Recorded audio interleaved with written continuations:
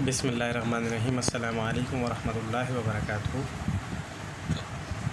First year physics lecture number 62 है जो हम इस वीडियो में समझने की कोशिश करेंगे और चैप्टर 8 का आगाज़ होगा इस लेक्चर से।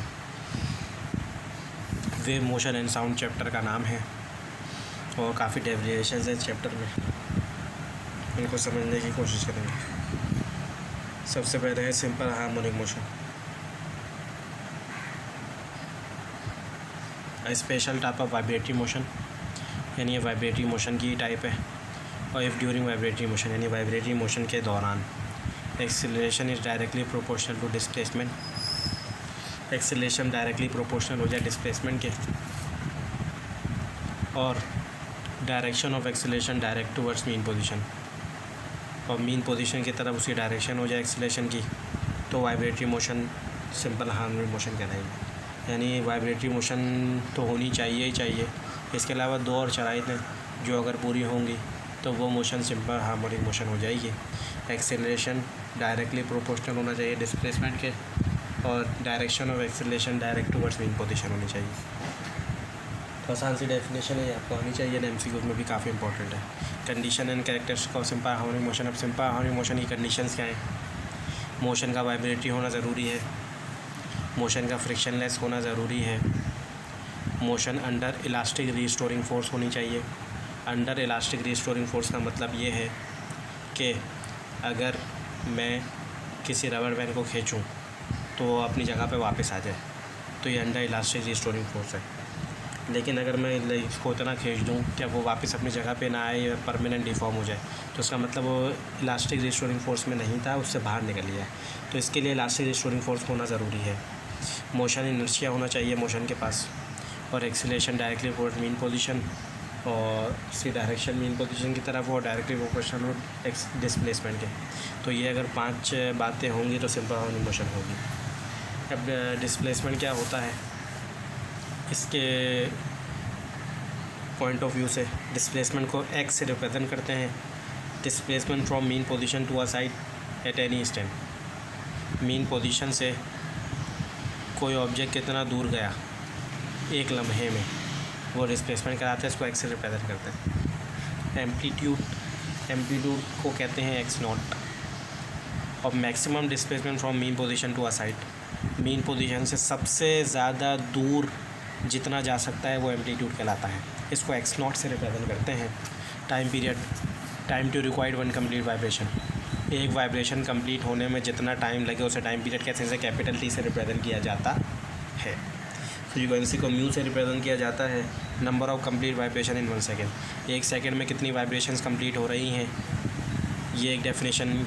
या reciprocal of time, time period को 1/, कर दो तो भी हमारे पास फ्रीक्वेंसी आ जाएगी। फ्रीक्वेंसी का फॉर्मूला होता है 1/T। तो ये 4 छोटी डेफिनेशन थी, ये आपको आनी चाहिए। अब हम आते हैं डेरिवेशन। पहली डेरिवेशन ये बहुत ही इंपॉर्टेंट है जो पेपर में सेक्शन सी में आ सकती है। Show that motion of the particle along the diameter of circle is simple harmonic motion. Projection of particle, यानी पार्टिकल का साया बन रहा है। पार्टिकल तो डायमीटर पे घूम रहा है, बल्कि पार्टिकल तो यूँ सर्किल में घूम रहा है, लेकिन इसका जो प्रोजेक्शन, इसका साया है, ये डायमीटर पे बन रहा है। इसका जो साए की जो डायमीटर पे मोशन है, ये सिंपल हार्मोनिक मोशन है, प्रूफ करनी। अपने पार्टिकल पी लिया, डायग्राम भी बनानी होगी आपने। एक पार्टिकल पी लिया, वो सर्कुलर पाथ में चल रहा है जिसका रेडियस आर है, कांस्टेंट लीनियर वेलोसिटी वीपी है, और कांस्टेंट एंगुलर वेलोसिटी ओमेगा है। अगर हम परपेंडिकुलर ड्रॉ करें डायमीटर ए बी, डायमीटर को मैंने ए और बी नाम दिया है। फुट ऑफ द परपेंडिकुलर, यानी ये सीधा है तो ये foot of the perpendicular Q है, ये प्रोजेक्शन ऑफ पार्टिकल कहलाएगा, यानी पार्टिकल का साया। और पार्टिकल सर्कमफेरेंस में घूमेगा, पार्टिकल यूँ चलेगा, तो प्रोजेक्शन जो है वो डायमीटर पे घूमेगा, जिसका एम्पलीट्यूड एक्स नॉट है, जो बराबर है रेडियस के। क्योंकि मैक्सिमम डिस्टेंस तो यहाँ से यहाँ तक जा सकता है ना, मैक्सिमम डिस्टेंस सेंटर से यहाँ तक रेडियस होता है। अब हमें motion of projection of particle simple harmonic motion proof करनी है, तो हम उसकी एक्सेलरेशन निकालेंगे। अगर एक्सेलरेशन डायरेक्टली प्रोपोर्शनल आ गई डिस्प्लेसमेंट की, तो इसका मतलब ये सिंपल हार्मोनिक मोशन है। ट्रायंगल OPQ ले लिया, OPQ, कॉस थीटा होता है बेस अपॉन हाइपोटेन्यूज। बेस हमारे पास ए है, हाइपोटेन्यूज AC है, ए अपॉन ए सी हो गया, ए सी वहाँ के मल्टीप्लाई हो गया, ए बराबर हो गया ए सी कॉस थीटा।